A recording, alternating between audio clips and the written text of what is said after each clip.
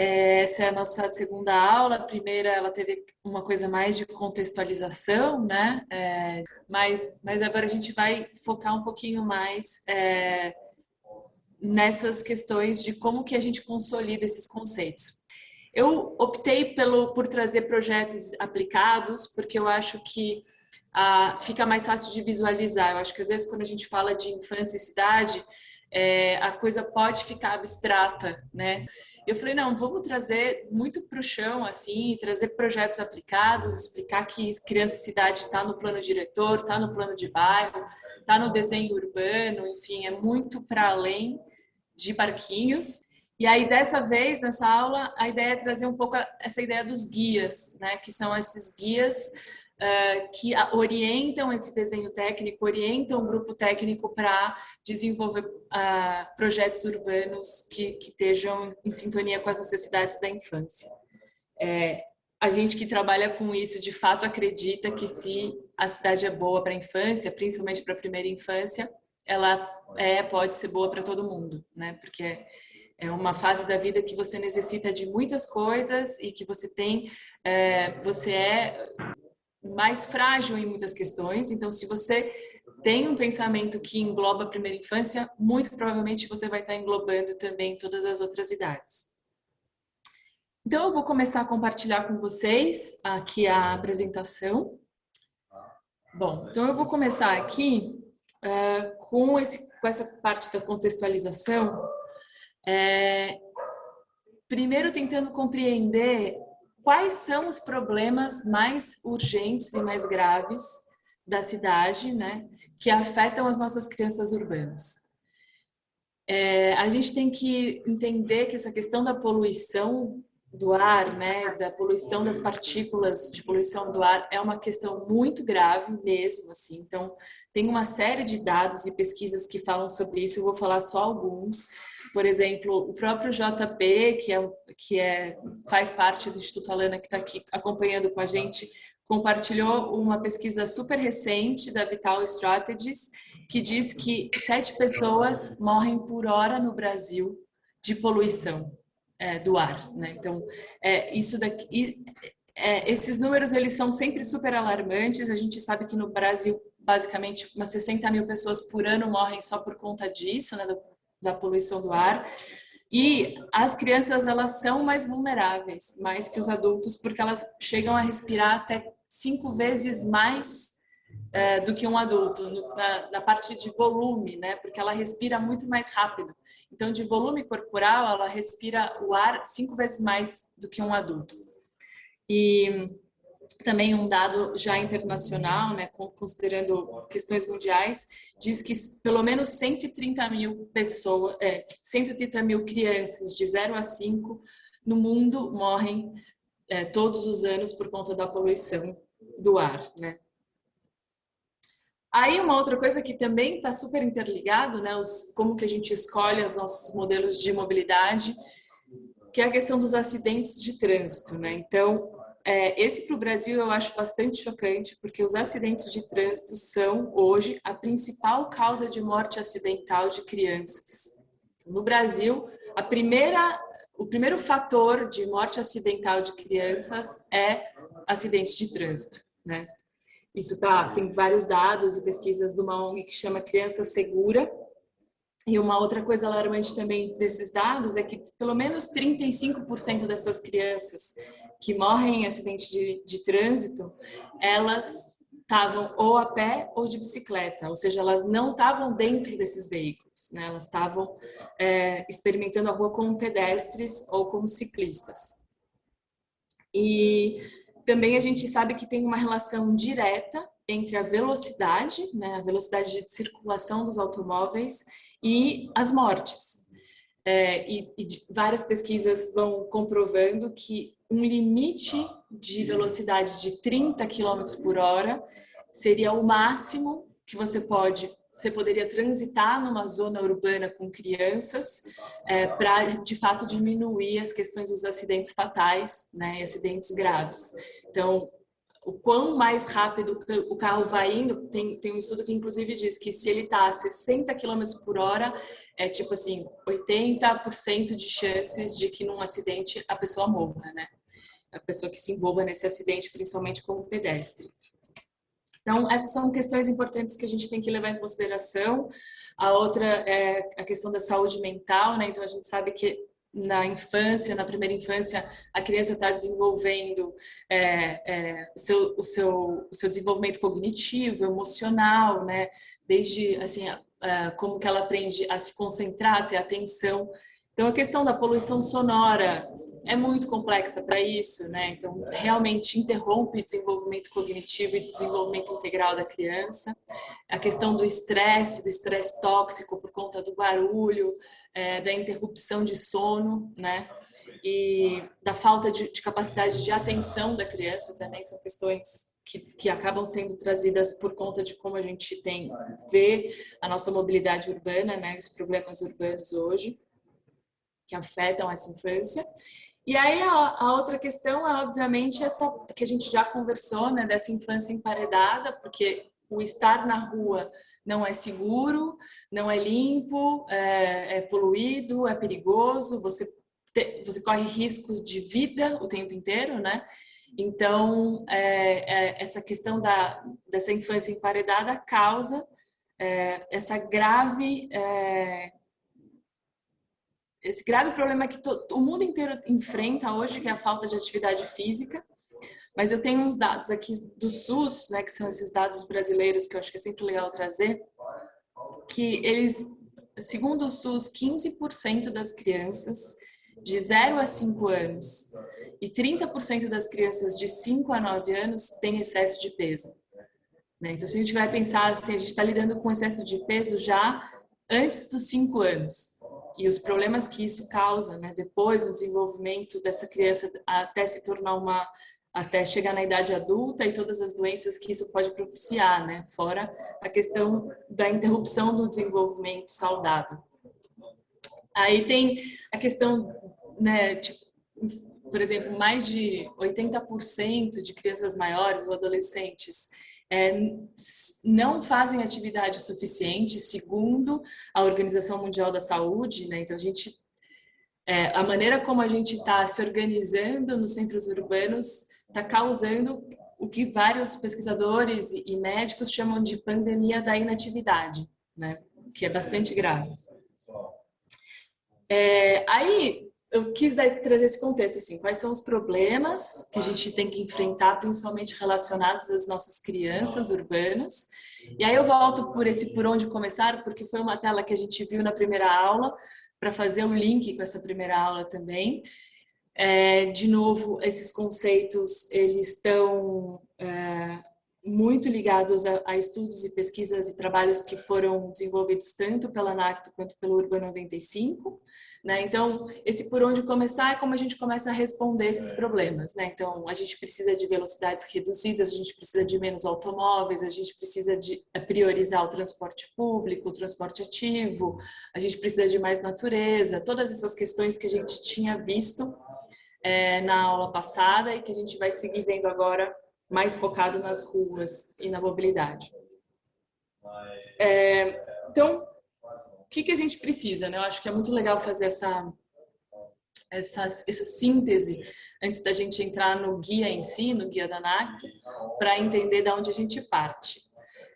Para as questões de mobilidade, considerando a infância, a gente tem que sempre lembrar que essa infância, principalmente essa infância pequena, né? Primeira infância dos pequenininhos, essa criança ela nunca está sozinha, né? Ela está sempre com um educador, com um cuidador, com alguém da família. Então, sempre que a gente pensa nessa mobilidade, a gente está pensando um pouco nesse binômio adulto-criança que está caminhando na cidade, né? Então, o que eles precisam? Eles têm o direito de se movimentar de maneira independente e segura, e eles também têm o direito de permanecer, né? Ter espaços de permanência e descanso na cidade. E aí, para isso, a gente precisa de ruas, né, urbanas que sejam seguras, que sejam confortáveis e que sejam inspiradoras. né? Eu acho legal a gente sempre pensar que não é só a segurança no sentido de que não vai morrer se sair na rua, mas elas também precisam ser confortáveis, elas também precisam ter lugares de pausa, elas também precisam ter oportunidades de brincadeira e aprendizado, né? Isso é importante tanto para esse adulto quanto para essa criança que caminha pelas ruas. Eu vou começar aqui explicar um pouquinho mais focado no guia do Street for Kids, que é Ruas para Crianças da NACTO. Antes, eu queria até fazer um parênteses. Tudo que a gente está vendo aqui, tanto de imagens, esses diagramas, estão nesse guia, né, que é o guia do Street for Kids da NACTO, que está gratuitamente para baixar no site. Depois eu posso colocar o link aqui, mas qualquer pessoa pode acessar, baixar gratuitamente. Também dá para comprar o físico, mas todo mundo pode acessar. Então, todos esses diagramas e essas informações estão no guia, tá? Se vocês quiserem acessar, entender mais, pesquisar mais. Já que eu estou num momento mostrar livros, eu vou mostrar um outro que está aqui do lado, que também é muito legal, que é o Urban Playground, desse cara que é um inglês, que chama Tim Liu, e ele tem essa pesquisa super interessante também de como entender a cidade como um playground, e ele fala, por exemplo, que uma cidade para criança não é uma cidade que tem parquinhos cercados, como ilhas aonde a criança pode ir e brincar e ficar, mas que sim, uma cidade para crianças é uma cidade que tem a brincadeira, a segurança e a diversão permeada por toda a cidade, e que ela não está concentrada e cercada num lugar. A criança tem o direito da cidade inteira, né? Bom, mas fiz esse parênteses, dicas de livros. O do Tinguil eu acho que não tem para baixar. Tem que comprar, mas de qualquer maneira já tem muita informação e vídeos dele explicando coisas se vocês quiserem procurar. E, bom, antes de eu seguir também, mostrando o guia, eu vou falar uma coisa que eu acho que é importante, explicar o que significa NACTO, né? NACTO é National Association of City Transportation Officials. O que isso significa? É uma associação nacional americana de agências de trânsito, né? Então, agências de trânsito de 81 cidades nos Estados Unidos. Aliás, vamos ver se eu estou falando correto, porque acho que a gente tem olheiros aqui, pessoas que são da NACTO, que trabalham na NACTO, temos espiões, que depois a gente pode até chamar eles para conversar, não sei se o Eduardo e a Eduarda estão aqui, mas eles trabalham com a NACTO, na NACTO diretamente, então depois vocês me corrijam se eu estou certa. E a NACTO, que é essa Associação Nacional Americana, ela tem um programa que chama Global Design Cities Initiatives, ou seja, iniciativas de design global de cidades. E aí esse programa que faz esses guias do tipo como esse Street for Kids, e tem outros vários guias, né, de ruas que a NACTO produziu. E, bom, então vamos lá. O que a gente encontra nesse livro e também nesse conceito de desenhar uma rua para crianças, que é muito importante, né? Então, o que as crianças precisam de uma rua, de uma cidade? Elas precisam de um ambiente saudável, né? Pelo tudo que a gente viu até agora. Então, o ar precisa estar limpo, as velocidades precisam ser reduzidas, a questão do barulho também é muito importante, a questão dos riscos de acidentes graves tem que ser reduzido, né? Então, essas questões todas de como que você garante um ambiente saudável. Depois, a questão da visibilidade é muito interessante, porque quando a gente fala do Urban 95, entendendo que 95 centímetros é a altura de uma criança de 3 anos, a gente sabe que tem grandes problemas de visibilidade, tanto para a criança quanto para o motorista. Para essa altura, a gente não pensa muito nisso, né? É nesse lugar que os carros estão estacionados, quando a gente estaciona carro na rua. Então, a criança tá ali, ela tá saindo de trás de um carro, ela não vê nem quem tá vindo e nem quem tá vindo a ver, né? Então, tem um problema sério de visibilidade e, portanto, de segurança nessas travessias. A questão dos equipamentos urbanos são muito mal pensados para isso também, né? Um exemplo é as lixeiras. Então, as lixeiras, geralmente, elas estão exatamente na cabeça dessa criança pequena e elas alargam e elas ocupam um lugar da calçada. Então, se elas são bem desenhadas, elas só ficam na cabeça, né? Então, imagina você lidando com um lixo, assim, aqui na sua zona de visão. Se elas são ruins, mal desenhadas, você fica, de fato, com a exposição do lixo, né, do cheiro e do contato com o lixo, sempre muito próximo das crianças, né? A questão dos escapamentos também, né? Os escapamentos, eles só saem justamente nessa altura das crianças pequenas, que são inclusive as que mais respiram esse ar, então, mais vezes. Então, isso é uma questão muito importante, assim, né, desse desenho. E aí, uma outra coisa que é importante pensar quando pensa em desenho de rua para criança é a questão dos espaços, né? Eu me formei, tudo bem que já faz um tempo, mas eu me lembro da gente fazendo desenhos de fluxo e naquela época a gente considerava 60 centímetros como sendo, por exemplo, onde passa uma pessoa. Para você poder dizer assim, para passar duas pessoas precisa de 1,20 e assim por diante.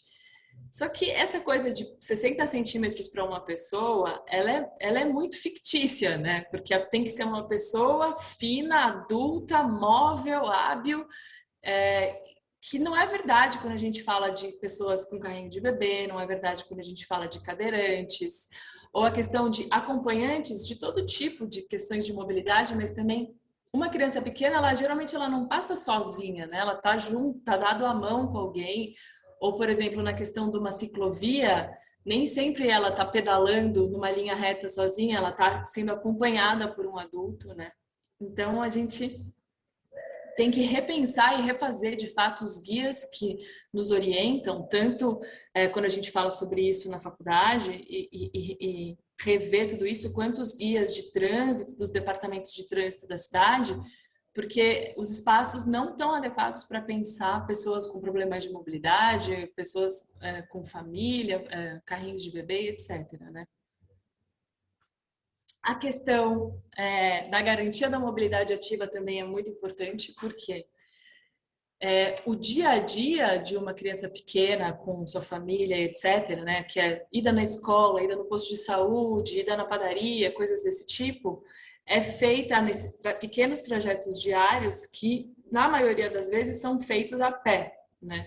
Então, é muito importante que essa mobilidade seja garantida para esses trajetos do dia a dia, né? Isso traz qualidade de vida para aquela família que precisa fazer esses trajetos, né? E também a autonomia para a criança, porque você pensa que uma criança que cresce caminhando pelo seu território, pelo seu bairro, ela vai conhecendo esse lugar. Assim, a partir de um momento, ela pode começar a fazer isso de forma mais autônoma. Se ela não conhece, né, se ela nunca sai a pé da porta de casa e vai passear pelo bairro, vai conhecer o bairro, ela nunca vai conseguir ter essa autonomia de conhecer esse território e também sair sozinha quando precisar, né, quando começar a precisar.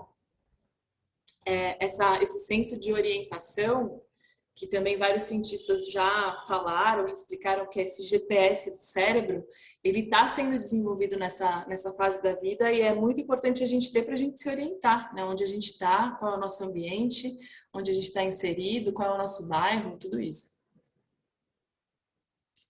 Os espaços de permanência, né? Então, nesses trajetos diários, vamos supor, de casa até a escola, uma criança pequena, se for mais de 10, 15 minutos, ela não consegue, às vezes, numa estirada só, caminhar tudo isso, né? Então, precisam ter lugares de descanso, né? De respiro, de sentar, de apoio, porque às vezes acontece alguma coisa, precisa pôr uma roupa, precisa trocar, precisa amamentar, eu preciso sentar com a criança, colocar a mochila para pegar um negócio que caiu e tal.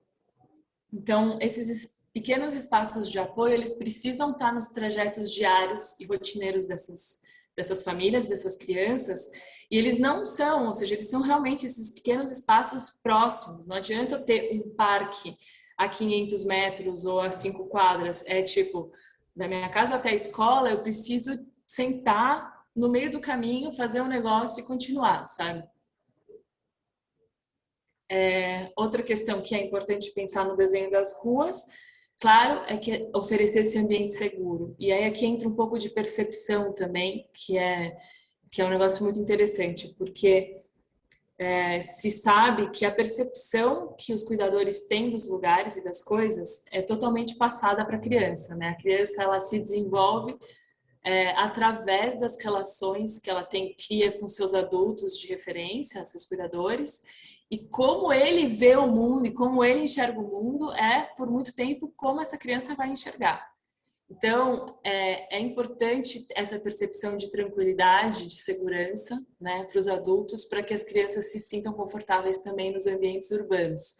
E aí, além da percepção, claro, a questão da limpeza, né, e esses espaços ativos, né, mais pessoas caminhando, olhando a rua, também são importantes para essa percepção de segurança, tanto para o adulto quanto para a criança.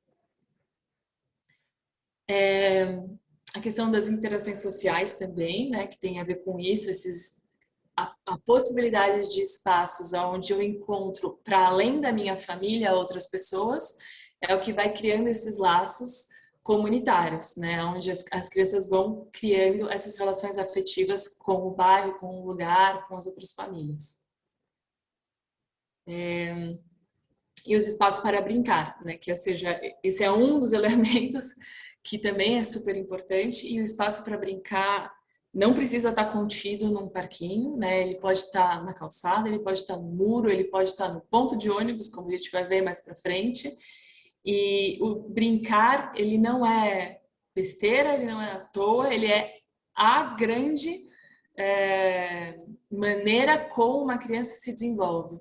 Por meio da brincadeira, né, de desenvolver atividades com criatividade, em troca com outras crianças, é como ela vai desenvolvendo a questão cognitiva, a socialização, criatividade, o desenvolvimento motor, tudo isso está englobado nessa atividade do brincar da criança. Bom, então, eu gosto sempre de dar umas recapituladas, mas é isso, a gente entendeu quais são os problemas que as crianças urbanas enfrentam, como que a gente precisa resolvê-los, e agora um pouco em que escalas, né? Porque eu acho que é super importante lembrar também, quando a gente está falando de planejamento urbano ou de ruas, a gente está falando de um planejamento em diversas escalas diferentes. Então, eu gosto muito de trazer essa imagem, né, esse esquema, para lembrar como que a gente pensa e que coisas a gente precisa pensar em cada uma das escalas. A escala urbana, ela é muito importante, ela é a escala do planejamento, né? A escala do planejamento do plano diretor estratégico, dos planos de mobilidade, do plano municipal da primeira infância. A escala de planejamento também com questão dos dados, né? Então, aonde vivem as crianças de 0 a 5 anos? Onde estão os serviços e as escolas? Para aí você descobre que, bom, está faltando escola de educação infantil nessa área da cidade, ou postos de saúde. Então, você também trabalha com os dados nessa escala urbana para poder planejar. Tem uma coisa, um dado que eu acho que é super importante, que dos espaços públicos, né, ou seja, que não são os lotes privados, dos espaços públicos, quase 80% desses espaços são ruas, né? São as calhas de rua. Então, a gente está falando da grande porção do espaço público é a rua, a calçada, a via, o asfalto, etc. Então, como que a gente está desenhando isso, que é o grande filão do nosso espaço público, né? Para, de fato, abarcar todas as pessoas que moram e que vivem na cidade. Na escala do bairro, é uma escala muito importante para a primeira infância, para as famílias no geral, porque é aonde acontecem esses trajetos diários, né? Casa, escola, casa, pracinha, casa, posto de saúde, é onde a vida comunitária do dia a dia, dentro do dia a dia de uma família, acontece, principalmente para essa criança pequena. Então, planejar isso, né? Como que se acessa esses serviços, essas escolas, as praças, como que é esse dia a dia, né? desses caminhos, desses percursos, como que a gente sempre pensa que precisa priorizar o pedestre e a mobilidade ativa, é nessa escala que se planeja as ruas de brincar, por exemplo, essa rua desse bairro dá para fechar e fazer ruas de brincar, é nessa escala que a gente faz os planos de bairro, né, que são os planos que você deve pensar em infância. Aí tem a escala das vias, que é da rua em si, né, do quarteirão, da rua, que também tem um desenho específico, que a gente pode pensar que esse desenho também pode ser variável. Então, a gente está com um desenho de uma rua, né? E aí, aqui tem uma escola. Nesse lugar, por exemplo, a calçada pode se alargar, né? Então, dependendo de como você usa, o desenho de uma mesma rua pode ir se alterando. E pode ser no tempo também. Então, uma rua que de dia de semana ela é usada de uma maneira e de fim de semana ela é usada de outra maneira, né? E aí tem a questão do detalhe, e o detalhe são detalhe mesmo, o detalhe é a escala das pessoas, né? Ou a escala das crianças, que é para você pensar a questão das rampas, dos mobiliários, do semáforo, dos murais, né? Quais são as oportunidades de brincar nesse desenho de detalhe e lembrar da altura das crianças, da velocidade delas e tudo isso. Então, essas são as escalas de desenho, de projeto de vias. Aí aqui, como eu falei, o guia está à disposição, acho que depois a gente tem um tempo reduzido, eu preciso até acelerar, que a gente está falando bastante. Mas então eu vou trazer o resumo, né? O resumo desse guia seriam essas 10 ações de uma rua para a infância, né? Cada uma dessas 10 ações que eu vou falar agora, ela tem um capítulo que vai desenvolver isso melhor, que vai falar sobre quais são as estratégias para fazer isso, para mais de uma opção de desenho para cada uma dessas coisas, mas eu vou trazer esse resumo que eu acho que dá uma boa pincelada em tudo que o guia se refere, para que vocês tenham uma boa ideia quando vocês forem seguir com as pesquisas, né? Então, dessas 10 ações, a primeira delas é, claro, essa ideia de pensar na altura da criança, né? Pensar nessa altura dos 95 centímetros. Uma segunda ação importante é esse incentivo do transporte coletivo, e também em detrimento do transporte individual, por todas as coisas que a gente já viu, né? Também incentivar essa confiança no trânsito, né? As pessoas confiarem, então eles ser um transporte confiável é uma questão de horários, de permanência, de frequência, de velocidades, etc. Todas essas questões são muito importantes, né, para o dia a dia de uma família.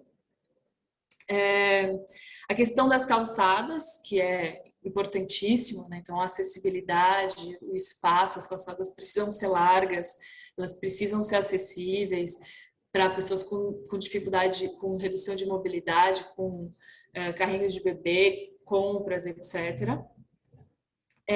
Os espaços de brincar, então criar oportunidades de espaços de brincar pequenas na calçada, no caminho, né, nos caminhos do dia a dia. As ciclovias seguras também são um ponto muito importante para trazer a criança para os desenhos de rua, né? Então, essa ciclovia sendo segura, a criança também pode participar e estar junto aprendendo essa mobilidade ativa por bicicleta. As travessias seguras é um fato importantíssimo, né? Elas têm que ser melhores desenhadas, precisam abarcar os tempos das crianças de atravessar e tudo isso. A diminuição de velocidades. Deixa eu ver se eu tô aqui. Me perdi aqui no... Então, desde sinalização até lombofaixa, faixa elevada, coisas assim que garantam que as velocidades sejam reduzidas. Nono aqui, essa nonação é importantíssima, que é como trazer natureza para o dia a dia urbano, então floreiras, paisagismo, árvore, elementos naturais e verdes, super importante. E por último, não é nenhum ponto específico desse desenho, é a questão das políticas públicas, né, que seriam as leis que garantem que tudo isso funcione e que seja buscado na hora que a gente faz um desenho de uma rua específica, né?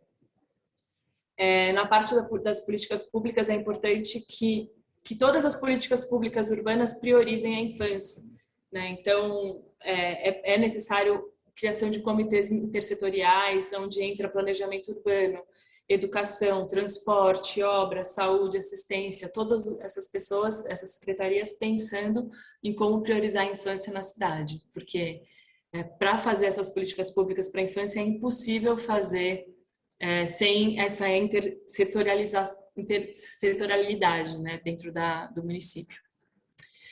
Agora, rapidamente, para a gente não tomar muito nosso tempo, eu vou mostrar esse pequeno guia. Por que eu trouxe ele?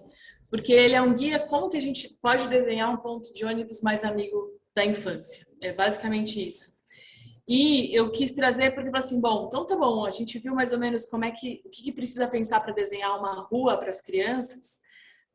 E aí, como é que você faz um mobiliário urbano, por exemplo, ou um ponto de ônibus pensando na infância? E aí, então, eu queria trazer para vocês um pouco essa experiência. Então, aqui a gente vê mais ou menos o formato do guia. Ele tem as diretrizes, o que ela é, o que ela significa, mais ou menos o desenho disso, se tem alguma informação técnica e uma imagem que mostra um pouco o que a gente está querendo dizer com essa diretriz.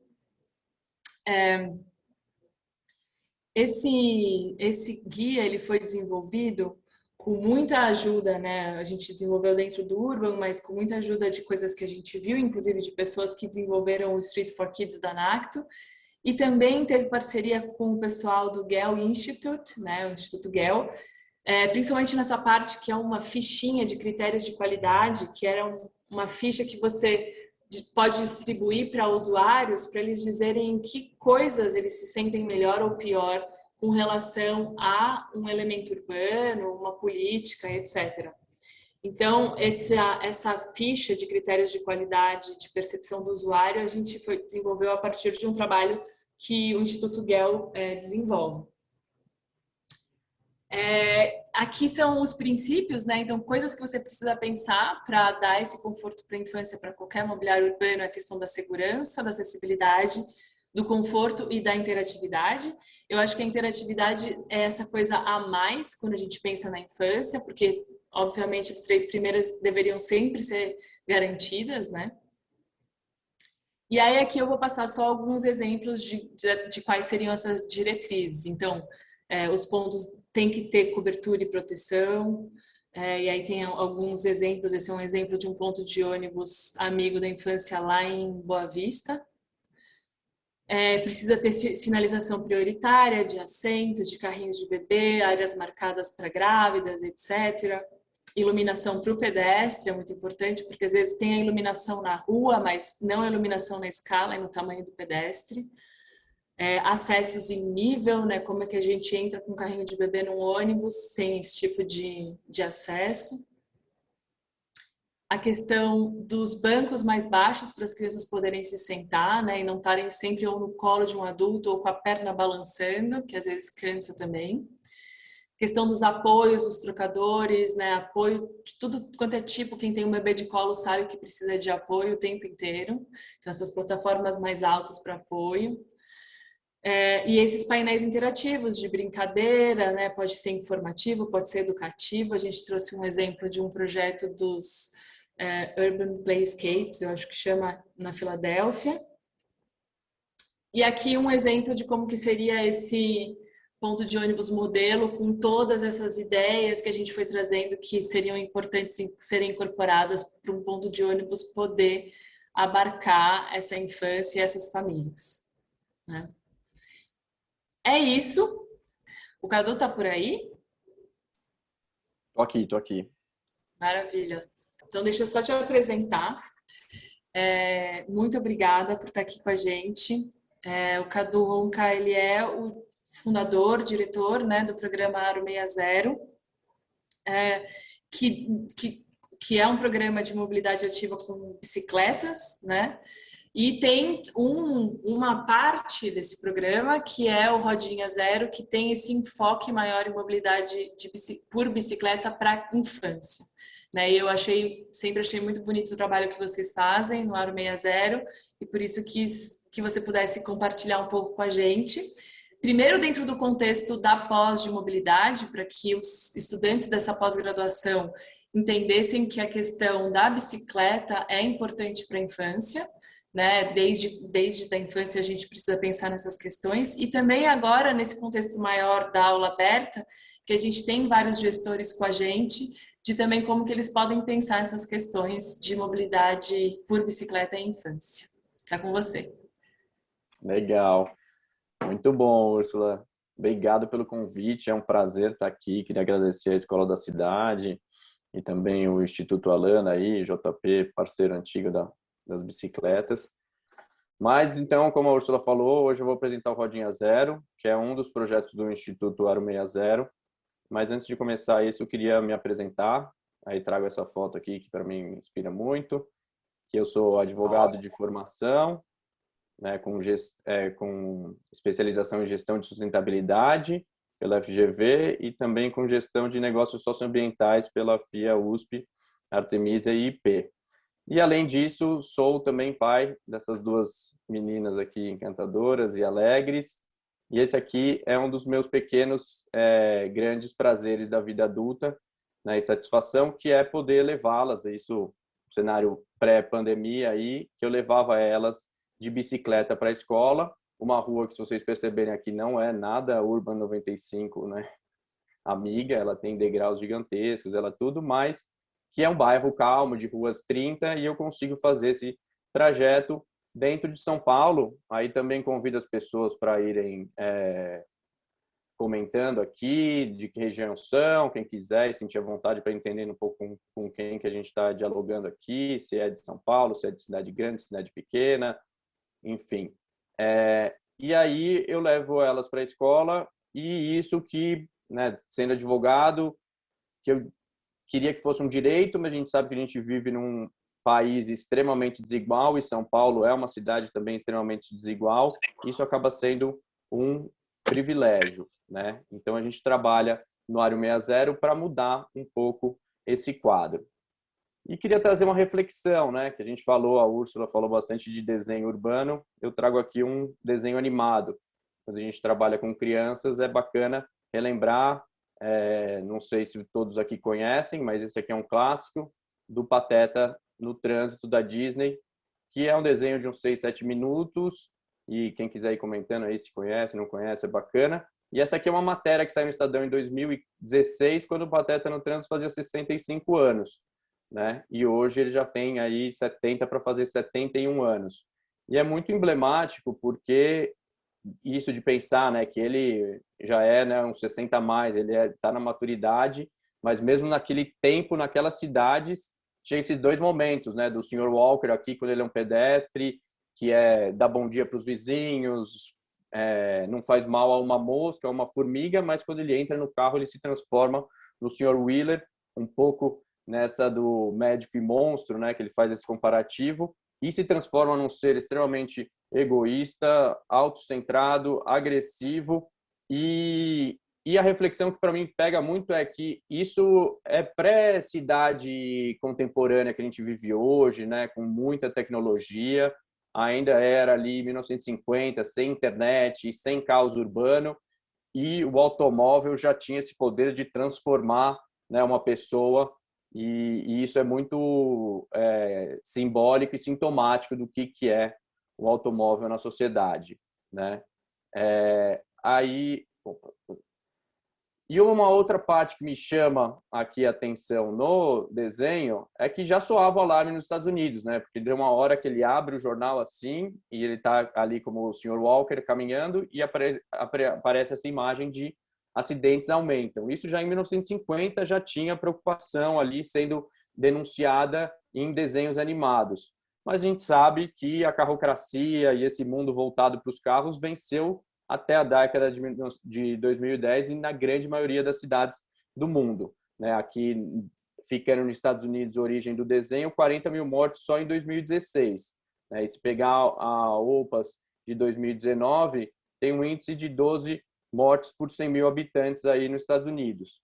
E um outro clássico que eu gosto também, que é de legal, que o pessoal está comentando aqui, de Aracaju, Brasil todo, Fortaleza, que é esse documentário aqui deste bairro na Holanda, perto de Amsterdã, que é De Pige, não sei se é essa pronúncia exata, mas que é um documentário que tem no YouTube, que mostram as crianças e os adultos, né? Então eu gosto dele porque tem esse protagonismo das crianças reivindicando por ruas de lazer, para menos espaço para os carros, e isso em 1972, né?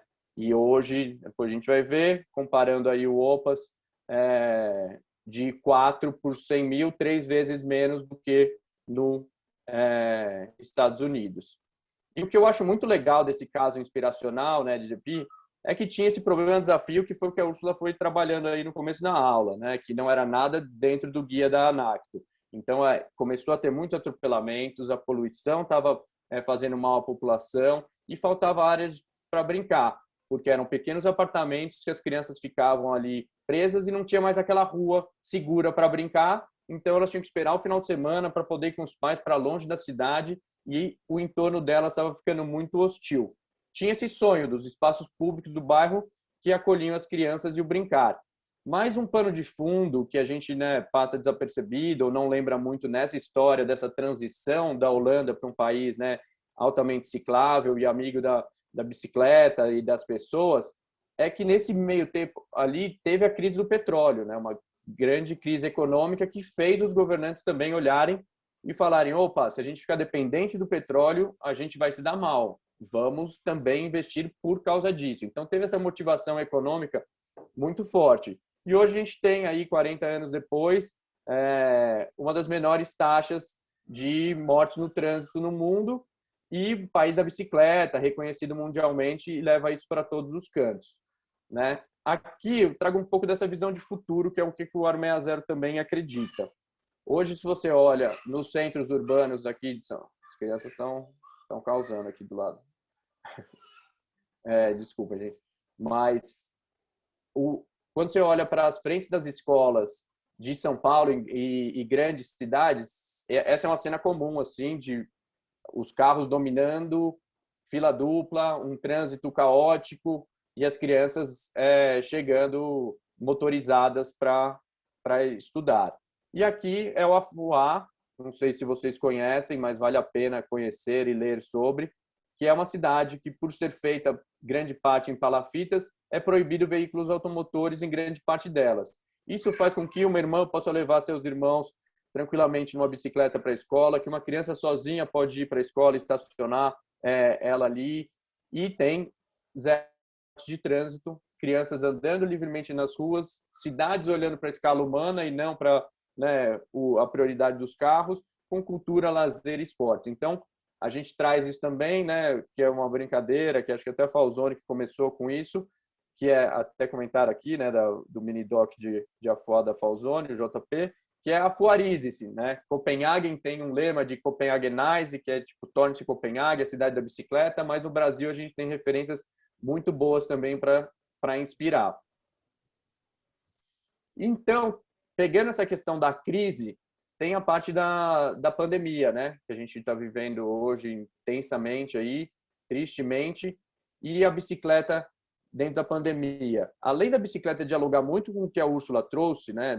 E eu não vou ficar repetindo e chovendo no molhado, que é essas questões da saúde, meio ambiente e rua para o brincar e tal. Tem uma parte dela que ela é acessível, né? Ela é democrática, ela é fácil, ela é barata. Então, dentro de um contexto de alta desigualdade social, é muito bom de você fomentar a bicicleta. E é o meio de transporte mais eficiente em distâncias de mais ou menos 7 quilômetros. Isso, várias pesquisas, estudos comparativos e tal, tem essa eficiência. Além disso, recentemente foi indicada pela OMS como um modal a ser priorizado, porque ele permite o distanciamento e também proporciona a atividade física necessária que a gente precisa por dia, né? E aí, desde a pandemia, numa pesquisa recente também, 38% daquelas pessoas que não têm veículo motorizado próprio acreditam que a bicicleta é o meio mais seguro para se locomover. Só que isso tem refletido em políticas públicas no Brasil? Quase nenhuma. Pouquíssimas cidades têm investido em infraestrutura temporária para bicicletas, né? O que é um contrassenso com o mundo inteiro que tem avançado. E aí, se você pesquisar e ver notícias, a Reino Unido quer chegar em 80% do mode share de mobilidade ativa e transporte público aí em 2040, e a gente tem aí o mode share de bicicletas em cidades com menos de 5% no Brasil e até bem abaixo disso. Enquanto nessa pesquisa o transporte público ficou ali só com 4% das respostas, né? As vendas de bicicleta vêm crescendo absurdamente, essas pesquisas mostram bicicletas convencionais e elétricas, e a gente está aí como gestor, como pensador de cidades, como protagonistas dessa transformação, esse convite de aproveitar essa crise também humanitária para a gente transformar e dar o avanço que a bicicleta também tem junto, né? Então, aqui eu trago o exemplo também de Bogotá, que uma crise de segurança pública também fez com que muitas ruas fossem redesenhadas e trouxe muita iluminação pública, abertura de ruas. Esse daqui, dentro desse contexto, que é um lema um pouco que do Aro 60 dialoga muito com o guia da NACTO e essa primeira parte da Úrsula, que é o nosso lema do Ocupe a Rua. E eu trago o Luiz Simas. Quem não ouviu esse podcast aqui, vale a pena. Ele tem o livro Arruaça, é incrível. E nesse podcast da Ilustríssima Conversa, ele tem essa fala que é a cidade e a rua, percebidas como um ponto de encontro e espaço de construção das sociabilidades, vem sendo solapada por uma perspectiva de rua como mero ponto para a circulação de mercadorias e corpos apressados, dentro da lógica do tempo e do trabalho. As cidades têm perdido a dimensão de encontro, em nome da dimensão da passagem. O automóvel é talvez o que melhor simboliza esse desencantamento da cidade. Então, a gente busca esse encantar a cidade e ter as ruas também como espaços de encontro, de brincar, e não só de transitar, né? E, por fim, trago aqui essa fase da Renata Falzoni, que ilustra bastante como o Aro 60 acredita, né? A bicicleta é uma ferramenta de inclusão social, de mobilidade, de melhoria da qualidade de vida, da saúde e, além de tudo, é um brinquedo. Nunca podemos esquecer e perder o foco de quando a gente pedala, a gente é feliz. E as crianças estão sempre nos mostrando isso, que é importante a gente não perder nas políticas públicas e nas nossas atividades a importância de ser feliz, né? Aí, falando rapidamente do Aro 60, para passar para o Rodinha Zero, o Aro 60 é uma ONG que foi criada em 2011, acreditando em tudo isso que a bicicleta tem, é uma potente ferramenta de redução das desigualdades sociais e criação de cidades mais resilientes, né? Então, aí um rápido panorama do que a gente já fez. Desde 2011, a gente já realizou mais de 80 projetos, edições em diversas cidades do Brasil. Mais de 800 pessoas aprenderam sobre mecânica e outros conteúdos que a gente dá em nossos cursos e formações. Mais de 6.000 pessoas pedalaram com a gente, sendo mais de 4.000 crianças. E também foram consertadas mais de 4.000 bicicletas nas nossas mecânicas comunitárias, e essas bicicletas, muitas delas voltaram a circular, né? Recentemente, a gente lançou esse guia de projeto, convido todo mundo a baixar, divulgar. A ideia é compartilhar os nossos 3 principais projetos aí desenvolvidos ao longo desses 10 anos, que é o Bike Art, o Viver de Bike e o Rodinha Zero. E ele é um manual passo a passo, assim, com bastante dicas e processos para você realizar o seu Bike Art, o seu Viver de Bike, o Rodinha Zero, ou somente se inspirar e adaptar para a realidade do seu território. Falando rapidamente, vou passar bem rápido por esses outros projetos. O Viver de Bike, ele é uma tecnologia social que visa fortalecer as economias locais, né, e reduzir esse deslocamento que a gente sabe aí que ocorre das periferias para o centro, para as pessoas trabalharem e estudarem diariamente, né? Milhões de pessoas nas grandes cidades fazem isso diariamente, perdem muito tempo e muito dinheiro e muita vida, muita saúde nisso. E aí a ideia é fomentar a geração de renda digna pela cidade nas periferias, principalmente para que as pessoas não precisem fazer esse deslocamento pendular diário, só façam se quiserem. Então, hoje ele é estruturado em um curso presencial, que a partir da pandemia a gente também criou a modalidade online.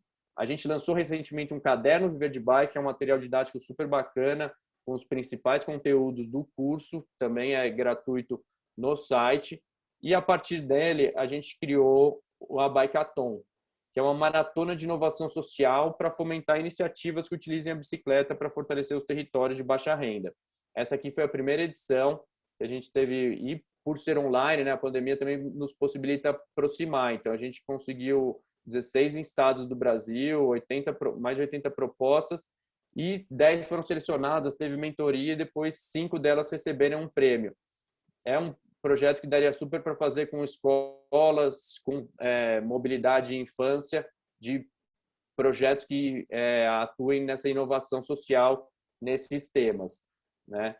Aí o Delivery Justo é um projeto que a gente fez aproveitando esse boom da ciclologística, essa importância da ciclologística também para fortalecer que as entregas sejam feitas nos territórios. Esse é junto com a Fundação Tid Setúbal, no Extremo ZL de São Paulo, que eles entregam não só os comércios locais, mas também tem o Bike Literária, que é para a biblioteca comunitária não ficar parada.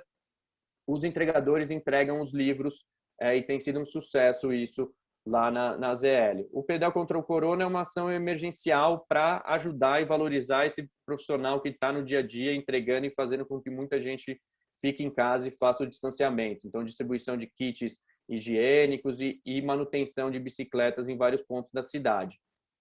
E aí tem o Bike Art, que é esse mesmo de ocupar, né? Sensibilizar e trazer as pessoas para refletir como seriam as ruas se a gente brincasse mais nelas, se a gente usasse elas para conviver, para música, para muita bicicleta. E é um projeto que a gente vai fazendo em vários bairros da cidade. Esse aqui da foto da matéria que saiu na Folha, né, deu destaque para o Bike Art porque hoje ele é um projeto de lei de incentivo e ele é feito totalmente desenhado para ser em territórios de alta vulnerabilidade. E com isso a gente, né, leva a cultura para bairros de alta vulnerabilidade com isenção fiscal e não leva a cultura com isenção fiscal para bairros já mais privilegiados, né? E é uma campanha aí que convido todo mundo ou a se juntar ou fazer a sua própria, que é o Bike Parada Não Rola. Esses aqui são, né, que a gente brinca que são cemitérios de bicicletas que são abarrotados em condomínios, em bicicletários públicos, e a gente recolhe através de campanhas. No nosso site tem um passo a passo, conversa com o síndico, conversa com bicicletários públicos, e tem recolhido bastante bicicletas que são utilizadas nos nossos projetos, né? Aqui a gente doou uma frota de bicicleta para o CREM, uma organização no extremo leste de São Paulo, que trabalha com saúde, desnutrição e obesidade infantil. Também fez aqui, junto com a EMEI e o MEMEF, na Zona Norte, doação de bicicletas adultas e infantis para serem instrumento pedagógico. Enfim, tem uma série de bicicletas e também parte dessas bicicletas a gente vende para gerar receita e também dar acesso. Quem quer comprar uma bicicleta barata, de segunda mão, acessível, tem aqui os pontos de venda. E uma última forma que tem sido bem legal, né? Se não dá para doar uma bicicleta, se não dá para fazer o projeto, se você faz sua atividade física, se você pedala, se você corre, se você caminha, você pode doar esses quilômetros para o Aro 60 através de um aplicativo, né? Ele pode ser sincronizado aí com Garmin, Polar, Strava e tudo mais, e isso reverte em recursos para o Aro 60, né? Então, também convido vocês aí a doarem seus quilômetros caminhados, pedalados para a gente. Bom, chegamos no Rodinha Zero, né? E aí aqui trago um pouco desse processo que a gente começou a desenvolver. Ele não é um dos nossos primeiros projetos, ele foi sendo adaptado de outros projetos e começou em 2015, 2016. E a gente começou levando bicicletas e monitores para SESCs, foram diversos SESCs em cidades do estado de São Paulo e principalmente São Paulo, também em ruas abertas, né, quando o programa tinha mais, né, vigor do que hoje, em parques. Aqui é uma ação junto com Criança Segura que a gente fez no Parque de Ticoatira. Olha o Sesc aí, boa, Rosana, tem bastante. Sesc é bem parceiro nosso, a gente já foi para várias. E aí, depois também para praças. Esse aqui é dentro do Cidade Tiradentes, uma praça que a gente fez um festival lá e aí levava as bicicletas. Também organizações da sociedade civil, Circo Escola, ONG e tudo mais. Aqui apareceu. Essa daqui é em São Remo. E também nos festivais. Todo Bike Art tem o Rodinha Zero e outros festivais que a gente faz. É esse momento de pôr as crianças para protagonizarem a rua como a gente gostaria que fosse mais. E também mesmo em comunidades, a gente vai em lugares com menos estrutura, mas que as crianças se divertem, é uma festa bem grande levar essas bicicletas e os monitores nas atividades, né? E a gente começou mais recentemente levar para EMEFs e EMEIs também, e também fazer uns projetos com o ensino médio, principalmente privado, que aí são escolas que nos procuram para passeios, estudos do meio pela cidade, e a gente faz isso também, né? O Rodinha Zero, nesses anos, recebeu 3 prêmios. Em 2015, com a escola EMF Maria Dalckmin, a gente ganhou o prêmio em Educação e Direitos Humanos, junto com o Grêmio Estudantil da escola, e essa professora que está aqui recebendo o prêmio, ela recebeu os 2 prêmios, porque depois ela foi para a EMEA na Rosa, levou o projeto e também recebeu uma menção honrosa, mas aí já com educação infantil, e a gente também recebeu recentemente o prêmio da Transporte Ativo. E quando a gente olha, né, para bicicleta na escola e os objetivos do desenvolvimento sustentável da Agenda 2030, a gente assinala principalmente esses 6 ODS aqui, com quem o Rodinha Zero ajuda a endereçar, né? O 3, o 4, o 5, o 10, o 11 e o 13. E aí acho que isso conversa bastante com o que a Úrsula traz, desse conceito de que a criança é um indicador de bem-estar da cidade. Então, se tem qualidade naquele ambiente, vai ter crianças. Se não tem, não vão ter crianças ali felizes e seguras.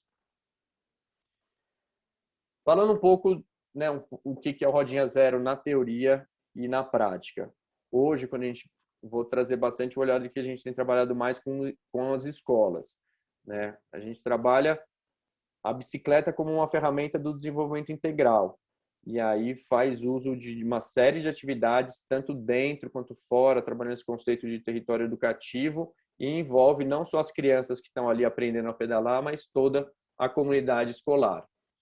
Na parte do desenvolvimento integral, né, a gente entende e usa aqui essa classificação do desenvolvimento nas suas múltiplas dimensões, né, física, intelectual, social, emocional e simbólica, e que é muito isso, sair desse desenvolvimento cognitivo, desse conteudismo que muitas escolas têm, né, de dar matéria, tá aprendendo a ler, tá aprendendo matemática, tá aprendendo outras línguas e tal, e sempre baseado só nos conteúdos, mas entendendo que essas 5 dimensões, elas são importantes e elas precisam ser trabalhadas integradas, e uma é complementar a outra. Então, quando a gente trabalha com a bicicleta e com os projetos decorrentes da bicicleta, na parte física ela fortalece muito o coração, melhora a coordenação motora, a respiração e reduz a obesidade, né, como uma atividade física. Melhora o desempenho, né, tanto a questão intelectual, tanto a questão de você estar fisicamente mais ativo, quanto você está se socializando e conquistando, né, com a bicicleta e com a turma. E também ajuda muito a diminuir o DDA, que a gente vê hoje, que é uma epidemia aí mundial, né, do déficit de atenção e de crianças sendo medicadas e tudo mais. No social é muito legal de ver as crianças pedalando juntas, uma vibrando com a vitória da outra, com cada passo, com cada conquista, né? A gente tem relatos de pessoas já adultas que falam: putz, a bicicleta para mim era onde eu fiz meus amigos, né? Os grandes amigos eu fiz pedalando no bairro, a gente saía em turma.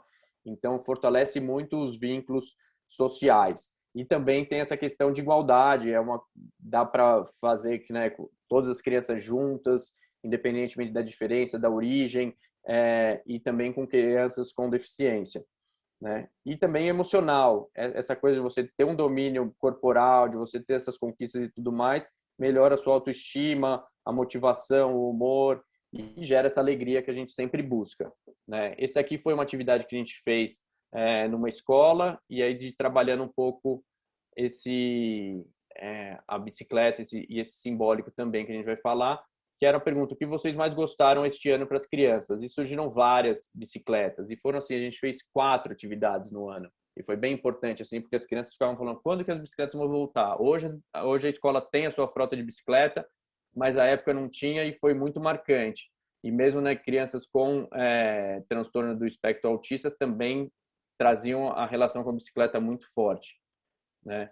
E essa parte do simbólico, que é o que a gente convida a explorar todo o simbolismo, a criatividade a partir de jogos, de interações, de desbravar o território, né, e sair do emparedamento das escolas. E esse relato aqui da professora Carlen, da EMEI Ana Rosa, é bem potente, né? Porque é uma professora que trabalha com alfabetização, então ela escolheu, né, a beleza de se alfabetizar uma criança e comparou, né, ver uma criança aprender a pedalar me dá a mesma sensação de felicidade quando elas aprendem a ler, né? De que um mundo se abre para ela de autonomia e de liberdade, né? E aí, para quem que a gente faz o Rodinha Zero hoje?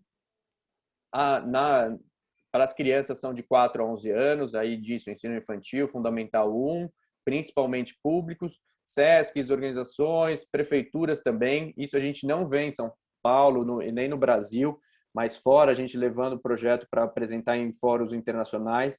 Muitos países da América Latina têm secretarias de transporte, têm subprefeituras que fazem atividades e levam frotas de bicicletas com monitores para praças, parques, e a bicicleta entra ali numa rotina da cidade também, né, como política pública. E não se limita às crianças, como eu falei, toda a comunidade escolar, a ideia é que se aproprie da bicicleta e do que ela representa. A gente trabalha muito com essa questão de, né, equilíbrio entre teoria e prática, pegando uma metáfora do pedagogo italiano Loris Malaguzzi, que é também, né, um pouco baseado naquela frase célebre do Einstein, né, de que precisamos se manter em equilíbrio, para se manter em equilíbrio temos que estar em movimento, né, como na bicicleta. E essa questão do pedal, um pedal representar a teoria e outro pedal a prática, e só quando a gente está pedalando com os dois juntos que a gente consegue ir mais longe, né? E aí, pensando um pouco de objetivo de curto prazo, que a gente tem ali quando a gente faz um rodinha zero numa escola, é aquelas crianças finalizarem o ano letivo sabendo andar de bicicleta, sem pressão, no tempo delas, mas a gente vê que quando elas têm o acesso, isso flui naturalmente. E com isso colaborar para que cresçam com mais coordenação e mais confiantes. No médio prazo tem muito essa parte de olhar para a mobilidade, o desenvolvimento integral, né? Trabalhar no plano pedagógico a bicicleta, o direito à cidade, o pensar o deslocamento para a escola também, né, de forma mais ativa e todo o território educativo. E no longo prazo, olhar para isso, né, de crianças, o que a gente está querendo com Rodinha Zero, são crianças mais saudáveis, felizes e inteligentes. Quando forem jovens, eles sejam mais confiantes, ativos e responsáveis, e adultos com mais autonomia e qualidade de vida. Nisso, dentro da cidade, refletindo, sendo mais humanas e sustentáveis. A gente hoje desenvolve o projeto em 5 etapas. A primeira é o que a gente chama de preparar o terreno, que é conhecer melhor a comunidade ou conhecer a comunidade, se você não conhece muito. Então, fazer um mapeamento dos atores, diagnóstico das possibilidades, do que vai ser trabalhado, envolver a escola, né, cativar a equipe gestora, entender como o projeto dialoga com o plano pedagógico, isso é importante para que o projeto, né, continue ao longo dos anos nas escolas, e isso que eu acho que vocês trabalham aqui, de envolver as crianças desde o começo, em todas as etapas, elas são protagonistas, né? A gente tem uma pesquisa de hábitos de deslocamento na bicicleta que a gente aplica, que é uma folha, coisa simples, que nas e-mails vão junto com a agendinha para os pais responderem, que pergunta um pouco sobre como é o hábito de bicicleta e de ir para a escola, se locomover na família, né? E aí isso é bem bacana para pensar ações, entender um pouco aquele público, né? Aqui a Eduarda falou de Fortaleza, que realmente tem se destacado, né? Tá ambicionando ser essa cidade, né, mais ciclável da América Latina, e tem conseguido, isso é bem bacana.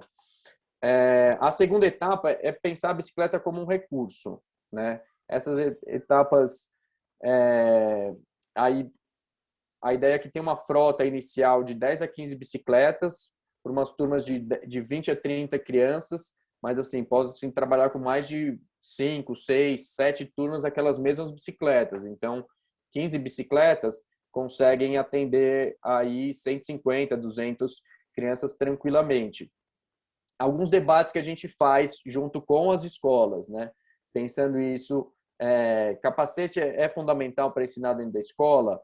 Tem nesses momentos que a gente viu que tinha umas escolas que queriam colocar. A gente trabalha muito com o plano pedagógico, a gente não impõe nada, não, tem que usar capacete e tal. E a gente está falando aqui dentro da escola, dentro de uma quadra controlada, com bicicletas desse tamanho que estão aqui na foto.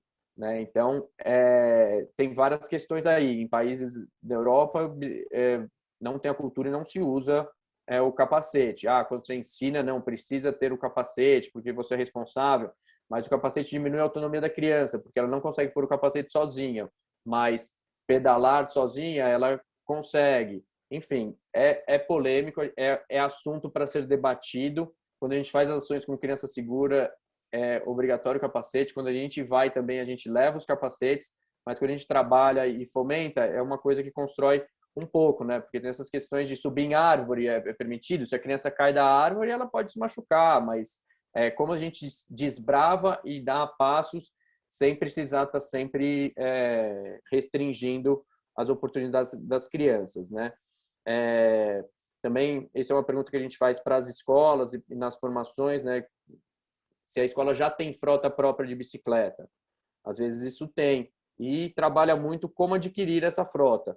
Né? O Bike Parada Não Rola, que é a campanha que eu falei, mais o Bazar da Bike são projetos que ajudam a fornecer frota de bicicleta. Também bingo, festa junina, campanha de arrecadação, de reciclagem, que a escola arrecada recursos e depois transforma isso em bicicletas. E editais e verbas públicas também. Tem várias escolas, no curso que eu vou falar depois da jornada que a gente fez de multiplicadores, uma professora já tinha, né, uma diretora assistente de uma escola, a Camila, da EMEI na Zona Norte, ela já tinha acessado, já tinha comprado, usado, né, esse programa de dinheiro direto para a escola para comprar as bicicletas. Então, é possível, não precisar depender de uma organização ou de um patrocínio para você mesmo comprar as bicicletas, né, escola pública. E aí, uma outra etapa é esse pedalar na escola, que é o momento de ensinar a pedalar. A gente, em geral, faz uma roda como essa com as crianças e dialoga com elas sobre, né, a importância de se pedalar sem rodinha, sem também demonizar, sem falar, não, rodinha né, não pode e tal, sem nenhuma questão dessa, mas falando que tirar a rodinha e pedalar nas bicicletas de equilíbrio dão mais confiança, dão mais equilíbrio para a criança e o processo é mais rápido, né? Porque a rodinha te dá uma falsa sensação de equilíbrio. Você pode estar todo torto na bicicleta, mas a rodinha está ali te dando esse impulso. E aí a pergunta que a gente faz é: quem vai fazer isso? Né? São os monitores de uma organização como o Aro 60, são os próprios professores, envolve uma ONG parceira, os pais também são convidados, e porque, né, nesse momento de ensinar a pedalar é bem bacana quando os pais acompanham essa conquista, né? Aí a gente divide a turma em dois grupos, uma vai remar e pedalar e praticar, né? A remada é um pouco que esse menino está fazendo aqui embaixo, que é sentado no banco, você vai com os pés juntos remando para ir pegando o equilíbrio e depois vai treinando com a ajuda de um monitor a pedalar. Né? Vídeos no YouTube ajudam, né? E acho que educadores físicos nessa hora são até melhores, porque mais do que saber ensinar, que é uma coisa um pouco intuitiva, é saber como ensinar uma criança. E a gente, metade da turma está ali pedalando, metade da turma está fazendo atividades lúdicas, que vão de desenhar, colorir, mediação de leitura, bolha de sabão, brincadeiras de rua, que combinam muito com a questão da bicicleta, né? A brincadeira de rua. E aí, depois que as crianças já estão ali iniciadas no pedalar, a gente vai aprofundar esse pedalar, né? E nessa hora é o momento de abusar da dimensão simbólica. Então, uma série de brincadeiras que podem ser feitas, circuitos como esse aqui, né? Que é dessa foto, é do Cycling Games, que é da Dinamarca, que são jogos que fazem para misturar a bicicleta e o aprendizado. Né? Aí depois, uma parte muito importante é de criar as raízes na comunidade escolar e envolver aí toda a comunidade escolar, né? Que os professores e funcionários são fortes aliados e quanto mais eles se sentirem pertencentes, mais sucesso vai ter o projeto. as crianças precisam ser envolvidas, como eu já falei, e aí a gente traz aulas de mecânica básica e aprender a pedalar, não só, né, para os funcionários e professores, mas também para os pais e mães dos alunos. A gente tem relatos muito bacanas e muito fortes de organizações que falaram que quando a gente fez atividades com bicicletas, foi a primeira vez que eles viram os pais, aí a figura masculina indo na escola. Falou, vinha assim, Cadu, nunca vi esse pai aqui na escola. Eles trouxeram essa atividade com bicicleta, esse pai veio aqui e tá ali mexendo, né, mecânica e tal. É super bacana porque ainda tem essa coisa, né, que a gente está mudando também de igualdade de gênero, mas ainda é um objeto muito do universo masculino, né, a mecânica. Isso a gente vai tentando quebrar nos nossos cursos. E cine debates, né, como o filme que o JP falou, O Elo Perdido, Sonho de Wadija, que é um filme da Arábia Saudita muito legal, filmes sobre Afuá e cidades assim que inspiram. A gente vai fazendo isso tanto com a comunidade quanto com, né, tanto com os professores, funcionários, quanto com os pais e até com as crianças, né? Aí nessa etapa ainda de criar as raízes, pensar muito onde descansar. No curso que a gente fez veio essa expressão, né, de não é de parar, você descansa a sua bicicleta, né, dentro desse simbólico também. Onde que você descansa? Algumas escolas precisam de bicicletário, como esse é o caso na EMEI que a gente fez na Zona Norte, a instalação dos bicicletários com o grafite, valorizando essa questão da bicicleta, valorizando a arte urbana, trazendo a mobilidade. Aqui também é numa MF da Zona Norte que tinha essa questão de trazer a mobilidade para ali onde se atendia os pais, né? Aí montar mini oficina mecânica para reparos, pensar em parcerias com bicicletários do bairro, isso é muito bacana. A gente tem visto que algumas organizações falam hoje quem conserta e quem ajuda é o funcionário, que já é um faz-tudo da escola, mas também a gente tem uma parceria com a bicicletaria do bairro. E pensar nessa parte de envolver grafite e também levar a bicicleta e as crianças para fora dos muros, né, em atividades. Isso a gente faz bastante, que levar as crianças para praças, para parques, para pensar o território e aí trazer isso depois como atividades no plano pedagógico, sempre junto com os professores. E depois vem essa etapa de mensuração e avaliação dos impactos, né?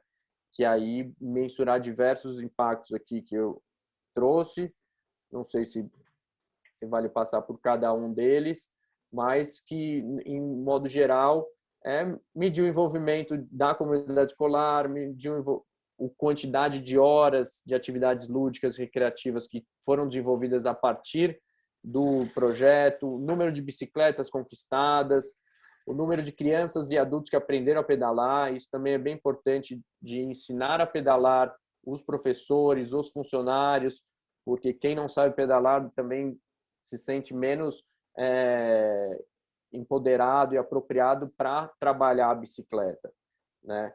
Além de ser, né, uma autonomia que se ganha também o adulto, que a gente tem muitos relatos, principalmente de professoras, né, com esse recorte de gênero que eu falei, que não sabem pedalar, né? Mensurar também o impacto na mobilidade, né? Quantas famílias passaram, e é aquele questionário que eu falei que a gente passa no começo, reaplicar depois de 6 meses e avaliar quantas crianças e quantas começaram a vir de bicicleta, né? A gente tem alguns dados disso, mas eu não trouxe hoje aqui. E aí pensar nessas melhorias estruturais e medidas de acalmamento de trânsito no entorno da escola, porque isso é bem importante. A partir de que a gente leva esse projeto e começa a debater, as crianças começam a questionar por que tem um monte de carro parado aqui na calçada onde a gente devia circular e a gente não consegue? Por que tem tanto espaço para carro parar no estacionamento da escola e a gente não tem nenhum bicicletário ou espaço para as bicicletas descansarem, né? Então, esse tipo de questionamento começa a ser feito pelas escolas e por todo mundo. Aí a Joelma realmente precisa envolver toda a comunidade escolar. Aí a gente transformou isso numa jornada online, né? Aproveitando a pandemia. Em 2019, a gente estava aí com um projeto captado para fazer em umas 10 escolas em 2020. foi suspenso, a gente tinha ganhado o edital do Bike Educação do Itaú e transformou esse edital em uma jornada online, que está se encerrando agora, que a ideia é formar esses multiplicadores, pessoas do Brasil inteiro que possam desenvolver atividades com base no Rodinha Zero nos seus territórios. E é o mesmo objetivo do que eu já apresentei, né, das crianças, jovens, das cidades. O público-alvo são isso, são educadores, gestores, pais, funcionários, tanto de escolas quanto de organizações. E muito bacana que nessa edição a gente teve 5 pessoas de Portugal, né? Então essa possibilidade, essa pandemia de trazer tudo para o online também nos possibilita. Agora a gente está querendo dialogar bastante com a lusofonia e com os países lusófonos, e tem sido bem legal essa interação. Aí é isso, né? Aulas são 100% online, mas tem bastante trocas, tem a realização de um projeto final com a apresentação de uma ação mobilizadora e turmas aí de umas 50 pessoas. Os conteúdos, a Úrsula foi professora dessa aula aqui de Cidadania e Território Educador, que foi bem bacana. A gente trabalha com saúde, meio ambiente, bicicleta, o pedalar na cidade, também conceitos de como pedalar com segurança, aí quando você vai para a cidade, né, o uso de capacete e outras questões que a gente aborda também e debate. O Visão Zero também trabalha muito essa questão do Visão Zero e outros temas em relação a pedalar na cidade. E explica muito disso que eu passei aqui nesse Rodinha Zero na prática, a cultura da bicicleta, como acessar recursos e essa mobilização para você fazer um projeto no seu território. Depois tem o diário de bordo e um monte de coisa. E agora, nessa turma, a gente vai fazer o lançamento do e-book das ações. É isso, gente, que eu tinha para compartilhar com vocês. Maravilha, Cadu, muito obrigada. Eu acho muito essencial, acho que desde sempre o trabalho de vocês no Aro 60 e no Rodinha é algo de fato de muita qualidade, que está pensando o desenvolvimento infantil de uma maneira abrangente, ao mesmo tempo que pensa a mobilidade, territórios educativos. Então sempre quis ter uma troca. Eu acho que foi muito legal você poder trazer isso aqui, porque quando a gente fala de criança, cidade, mobilidade, a gente nunca pode deixar de pensar na questão da bicicleta, né? Bom, Luísa, muito obrigada por estar aqui com a gente. A Luísa Rubio, ela é engenheira civil com pós-graduação em transporte. Ela trabalha e pesquisa transporte e planejamento urbano na Colômbia e ela é gerente do projeto CMPS na Secretaria de Mobilidade do município de Bogotá. A gente trouxe esse projeto CMPS para a Luísa apresentar para a gente, porque eu acho que ele é um projeto muito interessante de um projeto de infância e mobilidade, né, principalmente essa questão da mobilidade diária, casa e escola, que foi abarcada pelo município e hoje é um programa oficial do município de Bogotá. Então, Luísa, muito obrigada, tá com você. E a Luísa vai apresentar em espanhol. Gracias. Entonces voy a hablar en español, la presentación está en portugués para que pues puedan entender mejor de pronto. Bueno, yo soy la gerente de 100 Pies. 100 Pies es un proyecto de movilidad escolar de la ciudad de Bogotá. Básicamente 100 Pies, su función es transportar y llevar niños a los colegios a pie, acompañados, con el objetivo de que se mejore su experiencia de viaje, que ellos se sientan más seguros y que puedan acceder a la educación. Entonces, 100 Pies también tiene un componente innovador que es el juego. Además de caminar de ida y regreso a casa, también jugamos en las caravanas y eso hace que hayan unas nuevas dinámicas entre los niños, entre los adultos y que la gente empiece a sentir que quiere estar en 100 Pies. ¿Está bien así, Úrsula? ¿El ritmo? ¿Sí? Para mí sí, creo que sí, puedes continuar. ¿Para los demás? ¿Está bien? Acho que está tudo bem. Listo. Vale. Gracias.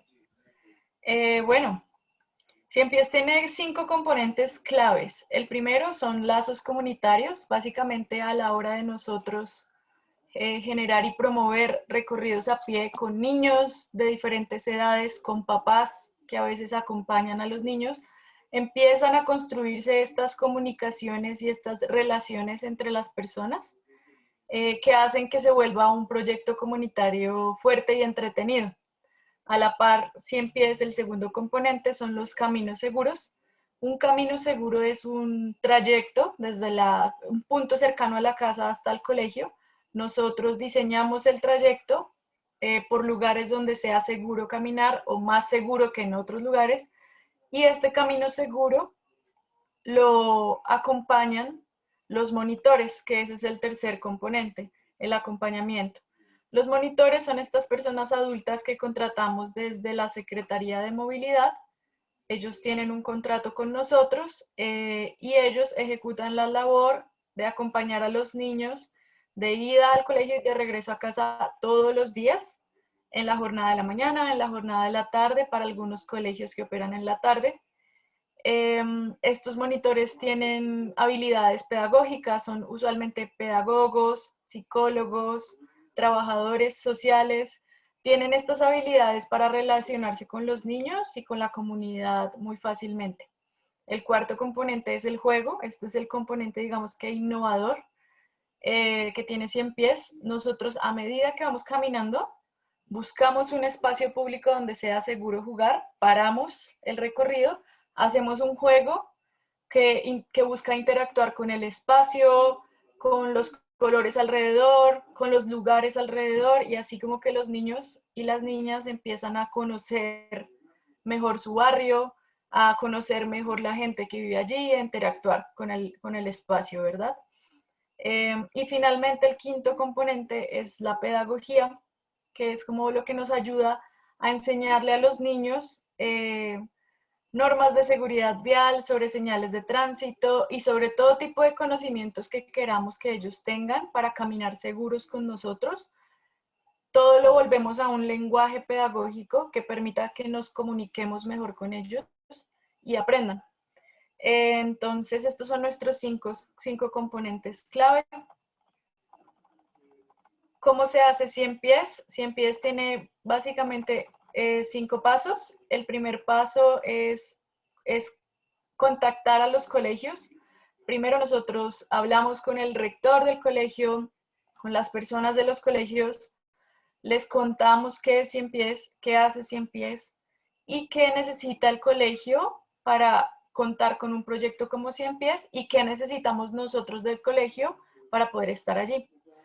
Cuando el colegio accede a tener Cien Pies, hacemos unos acuerdos y quedamos y designamos una persona de Cien Pies y una persona del colegio para que se mantengan en contacto hablando y así la comunicación entre el proyecto y el colegio sea mejor. En el paso 2, nosotros le mostramos el proyecto a la comunidad estudiantil, le explicamos a los niños qué es Cien Pies, les hacemos una encuesta de dónde viven, cómo llegan al colegio y pedimos algunos datos básicos de ellos, con el objetivo de un poco analizar la población que tiene el colegio, cómo se mueven ellos y si estuvieran interesados en hacer parte de Cien Pies.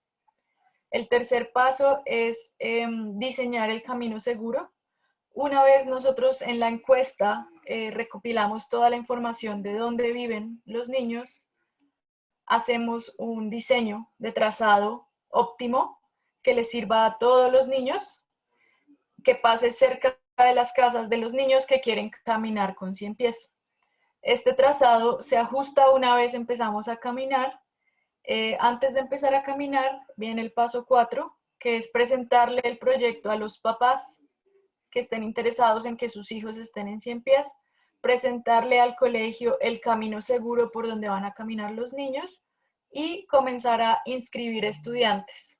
Todos los que quieran inscribirse llenan unos documentos y unos formularios y nos traen como comprobantes que les pedimos para poder estar inscritos en el proyecto. Paso 5 es comenzar a caminar y comenzar a jugar. Básicamente definimos una fecha de cuándo se debe comenzar a caminar y arrancamos con los caminos seguros.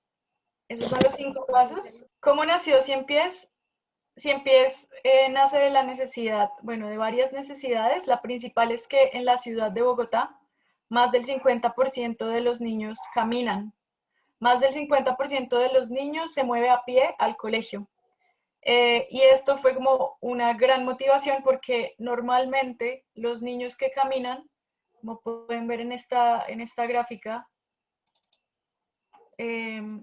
los niños que caminan, el verde, pertenecen a los estratos económicos más bajos. En Colombia tenemos 6 tipos de estratos socioeconómicos, del 1 al 6. El 1, 2 y 3 son los estratos con menores recursos y allí es donde los niños más caminan. Así se mueven los niños en la ciudad. Mientras que en estratos 4, 5 y 6, la mayoría de niños viajan en transporte escolar, en ruta. Entonces, claro, vemos que en Bogotá tenemos esta gran necesidad de niños caminando, pero que adicionalmente, y aquí no tengo los datos, pero nosotros hacemos una encuesta de percepción estudiantil y en esa encuesta los niños revelaron que el 40% de ellos no se siente seguros caminando y estando alrededor de sus colegios. Entonces de allí también viene la necesidad de contar con 100 pies. Nosotros presentamos la propuesta de 100 pies a un concurso llamado Majors Challenge de Bloomberg Philanthropies. No sé si conocen el concurso. Este concurso busca que las ciudades tengan propuestas innovadoras que permitan el desarrollo de la ciudad y Bogotá presentó 100 pies en 2016 y ganó como una de las 5 ciudades pues ganadoras y por eso nos dieron un premio. Ganamos $1 millón para operar 100 pies durante 2016, 17, 18 y 19. Esto es como la forma en la que surgió 100 pies. Como les estaba contando, pues ellos, la mayoría de niños, el 40% no se siente seguro alrededor de sus colegios. Algunos de ellos, el 14%, el 16% ha sido víctima de hurto y el 14% ha sido víctima de ataques sexuales. Adicionalmente, la probabilidad de morir siendo un niño es casi 2 veces mayor a la probabilidad de un adulto de morir. Por todas estas como justificaciones, nace 100 pies. Al momento, en 2019, logramos beneficiar a 1.200 estudiantes. Hicimos una evaluación de impacto para ver qué resultados tenía el proyecto y si era efectivo y si lograba sus objetivos. En la evaluación de impacto analizamos cómo cambiaba la percepción de seguridad de los niños y en esta evaluación de impacto obtuvimos algunos resultados que ya se los voy a contar. Esos resultados en parte hicieron que una vez se acabó el dinero de Bloomberg, el $1 millón hasta 2019, teníamos que buscar formas con 100 pies de ser parte del distrito de Bogotá y ser pagado por recursos del gobierno. Gracias a los buenos resultados del proyecto, el gobierno decidió acoger a 100 pies como un proyecto más de la ciudad y financiar la operación. Entonces, aquí están los resultados de la evaluación de impacto. Una vez los niños, cuando comparamos niños que no han ingresado al proyecto y niños que ya están en el proyecto, su percepción de seguridad aumenta a 7 puntos. Esto es bastante importante porque los niños empezaron a decir que caminar con 100 pies era mucho más seguro que irse solos, que irse incluso con sus papás en moto o en otros transportes. Lo mismo sus papás dicen que 100 pies es el modo de transporte más seguro en un 68%. Y adicionalmente, el hecho de que exista 100 pies en zonas de la ciudad ha hecho que el gobierno invierta dinero en pacificación de tráfico calmado alrededor de los colegios. Estas inversiones en infraestructura y señalización han generado que la velocidad alrededor de los colegios se reduzca más del 20%. Bueno, aquí pasamos un poco a los resultados de 100 pies del año pasado. Como todas y todos saben, estábamos en pandemia. fue un año bastante duro para todo el mundo. En pandemia, Cien Pies no pudo operar, no pudo estar con los niños desde marzo hasta septiembre. ¿Qué hicimos? De marzo a septiembre comenzamos a hacer actividades virtuales, juegos virtuales con ellos, a interactuar con ellos y tratar de hacer divertido los espacios en casa. Luego en septiembre, ¿todo bien? Por ahí escucho el micrófono. Luego en septiembre la ciudad decidió que ya podíamos salir a las calles y comenzamos a salir con los niños. Voy a cambiar un poco de presentación, ¿está bien, Úrsula? Voy a cambiar la presentación Claro. para poder explicar esto otro.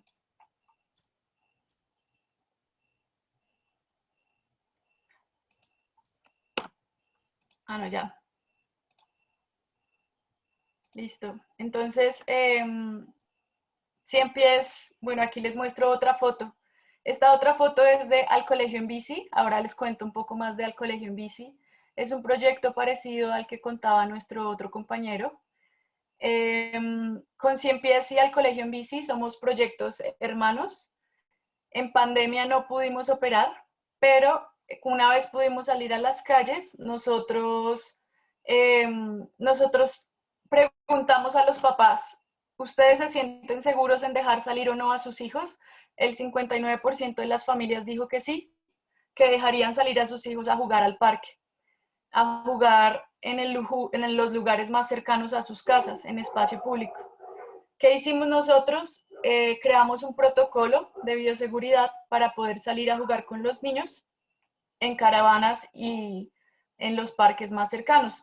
Salimos con grupos de 6 estudiantes por cada 2 adultos. Creamos nuevos caminos seguros para recoger a cada niño en la casa y llevarlo al parque y después dejarlo de nuevo en la casa para hacerlo más bioseguro. También creamos un nuevo currículum de actividades de recreación, de actividad física, que pudiera como hacer que ellos pensaran en otra cosa diferente a estar encerrados en casa. También, pues, no nos íbamos alrededor de la casa más allá de 1 kilómetro, siempre estábamos cerca de 1 kilómetro, porque las políticas de ese momento solo permitían estar 1 kilómetro a la redonda. Y también, pues, guardamos el distanciamiento social. Bueno, esto es como más de los protocolos que implementamos: máscaras, desinfectante, medidas de temperatura y sobre todo incentivar la responsabilidad por parte de las familias, por parte de los niños y por parte nuestra. Cada uno con una diferente responsabilidad, ¿verdad? Los estudiantes que tenían síntomas no podían estar con nosotros en las caravanas y siempre nos estuvimos cuidando con estos protocolos. Unos para antes de salir de casa, durante el camino seguro y mientras jugábamos, y otros protocolos para después que los niños llegaban a casa.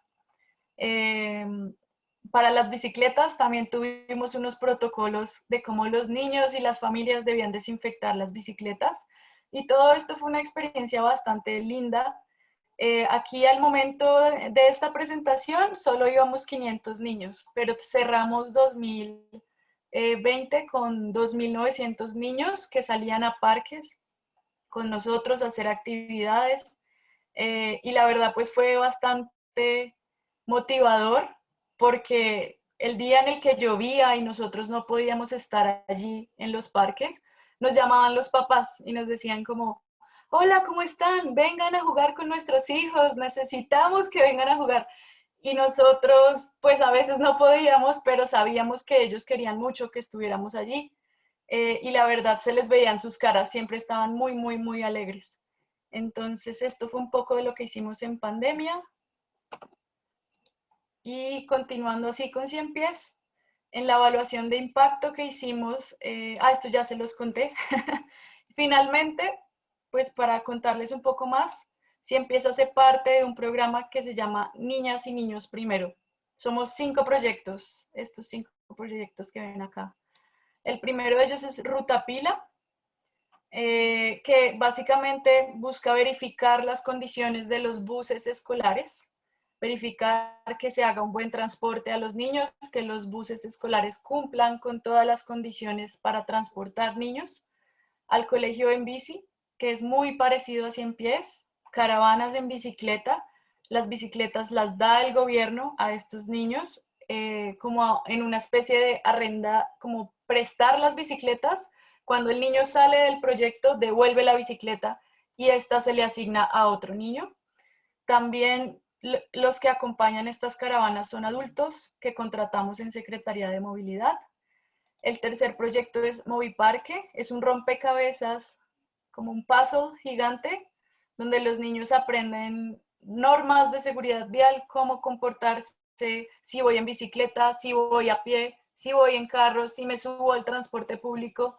Es una ciudad que simula diferentes prácticas desde los diferentes usuarios de la vía. Zonas escolares, este es un proyecto de señalización, infraestructura y urbanismo táctico. Básicamente es intervenir los alrededores de los colegios para que los niños, las familias, la comunidad se sientan más seguros y puedan llegar seguros a estudiar. Y finalmente 100 pies, que ya les conté todo sobre 100 pies. Esta es la presentación. De todas formas, quisiera también mostrarles una historia. Esta es la historia de Laura. Ella tiene 9 años, es una bogotana con mucha suerte. Y esta historia de Laura, les voy a dejar el link en el chat para que puedan ver la historia. Cuenta qué es Niñas y Niños Primero, cuenta la necesidad de haber creado Niñas y Niños Primero, cuenta cómo es Bogotá, por qué una niña como ella antes no podía llegar al colegio y ahora sí puede, gracias a Niñas y Niños Primero y los 5 proyectos, dentro de los cuales se encuentra 100 pies. Explica un poco cómo se mueven los niños, ya lo hablamos, y así va mostrando fotos de proyecto en proyecto. Este es al colegio en bici, les voy a mostrar algunas fotos. Ahí, se pixelaron. Bueno, algunas fotos del colegio en bici, unos videos de cómo funciona el colegio en bici. Este es Ruta Pila, carril escolar, perdón. Es otro proyecto de carriles preferenciales, donde solo los niños y las rutas escolares van por ese carril. Ruta Pila, que ya hablamos, este es el proyecto que revisa los vehículos y se encargan que los vehículos estén bien. 100 pies, ya les conté un poco de 100 pies. Este fue un encuentro entre los niños del colegio en bici y 100 pies, una caravana mixta que a veces hacemos. Estos son los proyectos de zonas escolares, de urbanismo táctico que hacemos en la ciudad. Y todo esto va enfocado a los niños y a que se transporten mejor y estén seguros. Y finalmente unas fotos de Moviparque, el gran rompecabezas, donde les vamos enseñando buenas prácticas de movilidad, cómo respetar a los actores viales. Entonces, esta es la presentación. Los invito a ver esta historia. Y bueno, eso quería mostrarles. También quería mostrarles finalmente algunas de las actividades que hicimos en pandemia.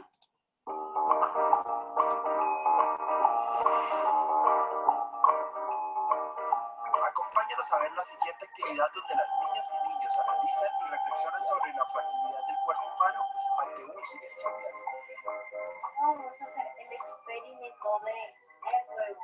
Materiales: una cubeta de huevos, pita, una bolsa plástica, lana, papel y envolvimos al huevito.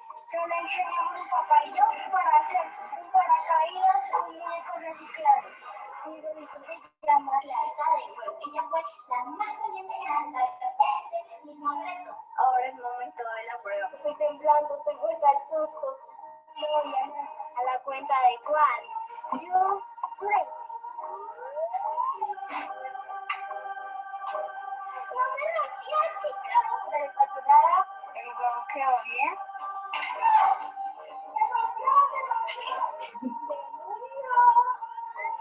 ¿Sobrevivió? ¿Está vivo el huevo?